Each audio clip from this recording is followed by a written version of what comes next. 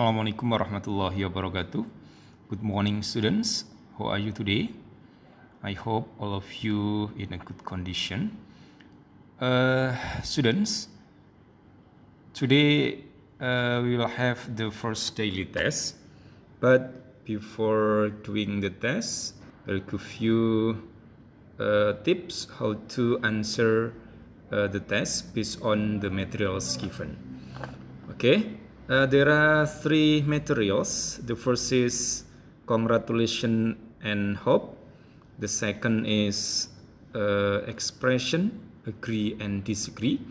And the third is short functional text label. Oke, mari kita menuju yang pertama, yaitu ungkapan selamat dan doa.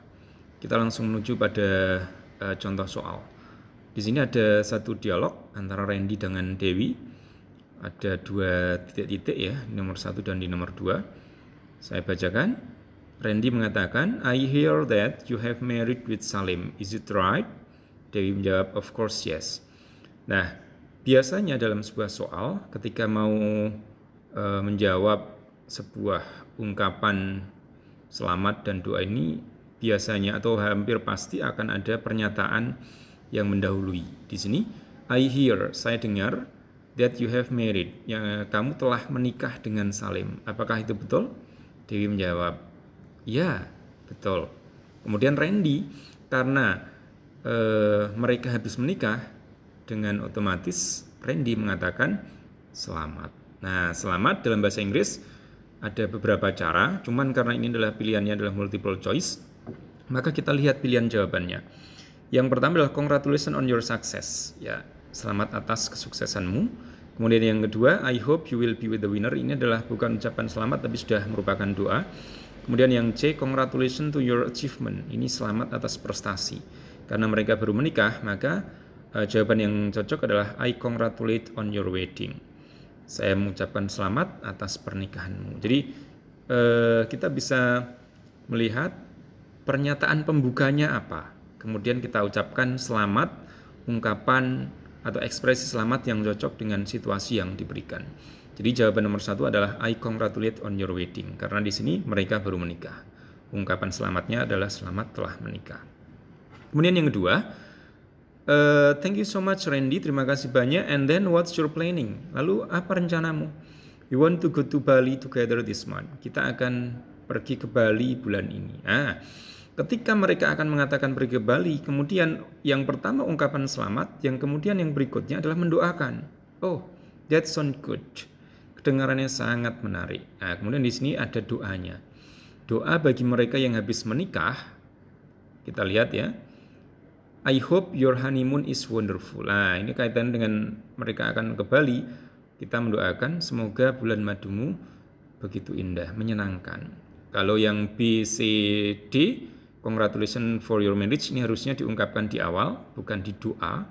Kemudian I hope for your nice wedding. Nah, ini kita ungkapkan ketika kita mendengar teman kita yang akan menikah.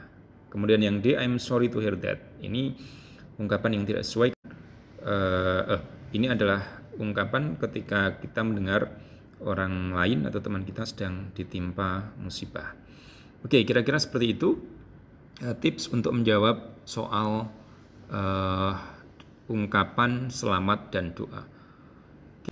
Kita langsung ke soal. Di sini ada dialog antara Rian dengan Hani. Rian mengatakan, the government plans to raise the electricity bill next month. Pemerintah berencana untuk menaikkan biaya listrik pada bulan depan. Hani menjawab, blank blank blank, it will increase the amount of poor people. Ketika kita terjemahkan, ini akan meningkatkan beban dari orang-orang miskin. Jadi dari pernyataan Hani, ini akan meningkatkan beban, meningkatkan sesuatu yang harus dibayarkan oleh orang-orang miskin. Ini bahwa pernyataan itu menyatakan bahwa dia tidak setuju. Nah, kita lihat optionnya. Yang A adalah I agree with you. Yang B adalah I agree. Yang C I totally disagree. Yang D adalah you're right. Jadi dari 4 itu kita harus memilih manakah pernyataan yang tidak setuju. Jadi jawabannya kalau yang A setuju, yang B setuju, Yang D juga setuju, maka jawabannya yang tidak setuju adalah C. I totally disagree. Jadi langkah mudah atau cara paling mudah menjawab agree dan disagree adalah pilih jawaban yang berbeda dengan temannya. Kalau yang lain setuju, maka pilihlah yang tidak setuju. Kalau memang di sini mengharuskan kita untuk menjawab setuju, maka biasanya jawaban yang setuju itu satu, sedangkan yang lain tidak. Jadi kira-kira begitu cara mudah menjawab agree and disagree. Kita lanjutkan di pertanyaan berikutnya, yaitu antara Chandra dengan Satya. Chandra mengatakan, I'm sure the end of the world will be in 2020 atau 2020. Saya yakin bahwa akhir dunia ini akan terjadi pada tahun 2020. Satya mengatakan, well, I really disagree with you. God knows the best. Saya sama sekali tidak setuju denganmu. Tuhan tahu yang terbaik. Jadi dari omongannya Satya ini bisa kita simpulkan bahwa di sini Satya ini sangat tidak setuju dengan apa yang telah disampaikan oleh Chandra. Jadi kita cari manakah dari empat jawaban ini yang tidak setuju. Kalau A, Satya is doubtful. Doubtful itu ragu ya. Jadi di sini bukan hanya ragu tapi memang tidak setuju. Jadi bukan A. Satya has the same opinion. Same itu adalah sama. Satya memiliki pendapat yang sama dengan Chandra. Sangat tidak ya. Kemudian yang C, Satya totally cannot accept. Satya sungguh-sungguh tidak bisa menerima pendapat dari Chandra. Ini untuk menyatakan bahwa dia tidak setuju. C. Kemudian yang D, Satya doesn't know. Satya tidak tahu dengan apa yang dikatakan. Jadi jawaban terbaik adalah yang C. Okay, students, let's go to the next material. It's about short functional text label. Oke, kita masuk pada label. Di sini saya menyertakan dua gambar. Di gambar yang pertama ini Nutella. Nah, cuman di sini yang kita lihat bukan gambarnya. Kelompok soal yang pertama ini kelompok soal dalam bentuk social function atau fungsi sosial. Kemarin sudah dijelaskan di video sebelumnya tentang fungsi sosial dari label. Kita langsung bisa lihat, kita tidak usah membaca dari labelnya, kita langsung menuju ke pertanyaan. The writer wrote the text to. Nah, penulis menulis teks di atas untuk apa? Jadi pertanyaan ini sama halnya dengan menanyakan tentang tujuan daripada penulisan label. Jika kalian masih ingat bahwa tujuan daripada penulisan label adalah untuk mendapatkan informasi dari produk itu secara detail. Jadi ketika ditanyakan tujuan, maka jawaban terbaiknya adalah untuk memberikan informasi. Sering juga ditulis dengan untuk memberikan informasi secara detail. Jadi dari 4 jawaban ini, manakah jawaban yang terbaik? Jawabannya adalah iya. Jawabannya adalah A. Give information the product in detail. Memberikan informasi tentang produk itu secara detail. Kemudian yang B, inform the characteristic. Hanya ciri-cirinya yang disebutkan. Kemudian yang C, advertise. Advertise itu mengiklankan produk. Ini berarti sama dengan advertisement. Kemudian yang D adalah give information. Memberikan informasi tentang nutrition content. Jadi hati-hati di D. Sama-sama memberikan informasi. Tapi kalau yang A detail, memberikan informasi tentang semua produk itu. Sedangkan yang D adalah memberi informasi hanya pada nutrisinya. Jadi jawabannya adalah A. Kemudian kita lanjut ke nomor 4. After reading the label above, the readers will.